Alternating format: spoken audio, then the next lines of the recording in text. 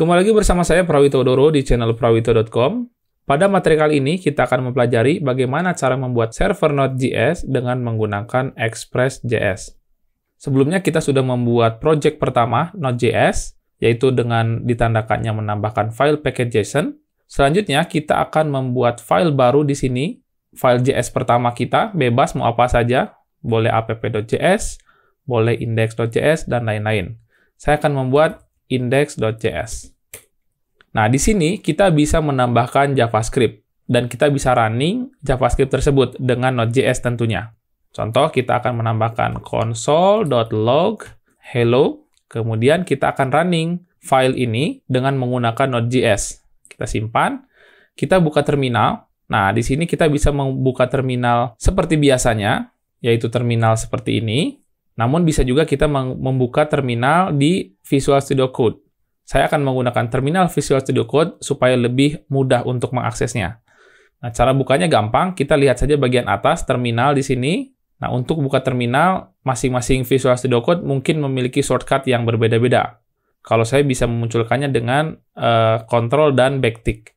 Oke, saya munculkan terminalnya. Nah, ini terminal saya. Saya clear dulu. Nah, di sini saya bisa menjalankan file JavaScript saya ini, file JS saya ini dengan cara node index.js. Nah, dia akan langsung memunculkan console log saya di sini. Berarti JavaScript kita sudah berjalan. Nah, namun di sini saya bukan ingin menjalankan JavaScript umum seperti ini. Saya akan membuat server dengan menggunakan Express.js. Nah, caranya adalah kita akan menginstalkan paling pertama package yaitu Express.js. Caranya adalah bisa npm install min save kemudian express seperti ini. Atau bisa juga yang menggunakan yarn, kita tinggal instalkan saja yarn add express seperti ini. Nah, sekarang Express sudah terinstall di dalam project Node.js kita. Nah, kalau kita lihat di Node Modules, nah ini sudah terinstall beberapa library yang kita perlukan, dan kita lihat di package.json, kita sudah menambahkan dependensi baru, yaitu Express, dengan versi terbaru 4.17. Baik, kita sudah menginstal Express, selanjutnya kita akan buat server di sini dengan menggunakan Express. Nah, pertama kita akan mengimport Express ke project kita. Kita buat dulu Express, variabel Express, kemudian require. Nah, ini adalah cara import yang digunakan di Node.js. Konsepnya sama saja dengan ES6. Seperti ini, import Express from, nah seperti ini, Express. Nah, konsepnya sama saja, hanya bentukannya berbeda ya. Ini menggunakan ES6, yang ini menggunakan default dari Node.js, sehingga proses importnya seperti ini, yaitu menggunakan require. Kemudian setelah kita panggil Express, kita akan buat juga variabel app. Nah, ini terserah kita, mau app, mau server, terserah kita. Kemudian kita akan panggil metode Express ini seperti ini. Selanjutnya kita buat app listen. Artinya saya akan membuat server saya berjalan di mana? Di port terserah kita. Saya akan membuat dia berjalan di port 4000. Oke, setelah selesai seperti ini kita simpan. Kemudian kita tinggal jalankan saja seperti tadi, node index.js. Nah, dia sudah berjalan di port 4000. Hanya saja kita tidak melihat apapun yang terjadi di sini, karena saya hanya membuat server saja, tapi tidak melakukan apapun.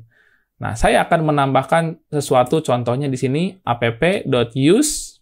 Saya akan buat function. Nah, di mana function di sini hanya memunculkan console.log, kemudian hello server. Nah, seperti ini. Kemudian saya simpan. Nah, untuk menjalankan ulang, saya perlu mematikan server saya dulu. Di sini, Ctrl+C. Kemudian saya jalankan lagi. Node.js, index.js, saya enter. Nah, kemudian saya akan coba hit port 4000 ini dari browser. Nah, kita panggil localhost 4000. Kita hit. Tidak ada yang terjadi di browser. Namun, kalau kita lihat di dalam konsol di terminal kita, muncul hello server. Artinya dia memanggil fungsi ini, console log hello server. Berarti server kita sudah berjalan dengan baik. Hanya saja kita di sini belum mendefinisikan metode, belum mendefinisikan endpoint, dan lain-lain. Nah, yang menjadi pertanyaan adalah, saya tidak mungkin melakukan perubahan. Contoh, saya menambahkan konsol lagi di sini, hello lagi, kemudian saya simpan, Kemudian saya harus mematikan server dan nyalain lagi. Itu merepotkan ya kalau kita membuat service API dengan cara seperti itu. Kita bisa menambahkan package lain untuk memudahkan kerja kita. Kita gunakan yarn add. Saya clear dulu. Yarn add node moon. O-nya satu aja, node moon. Kita install. Oke, setelah node moon terinstall, kita bisa menjalankan server kita cukup dengan node moon index.js. Nah, sekarang server kita sudah berjalan. Kalau saya menambahkan sesuatu di sini, console.log hello 3, yang ketiga, saya save. Nah, dia secara otomatis akan langsung mereload codingan kita tanpa kita harus mematikan servernya terlebih dahulu.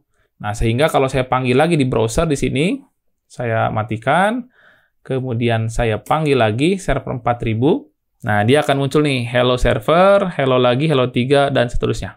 Jadi sekarang saya sudah bisa membuat server dan dipanggil dengan node moon, supaya ketika saya melakukan perubahan, saya tidak perlu mematikan server dan nyalain lagi. Nah, kemudian untuk memudahkan kerja kita lagi, saya akan membuat script untuk menjalankan server dengan mudah di package.json. Saya akan menambahkan di sini start, yang mana instruksinya sebenarnya adalah memanggil node moon index.js. Nah, seperti ini.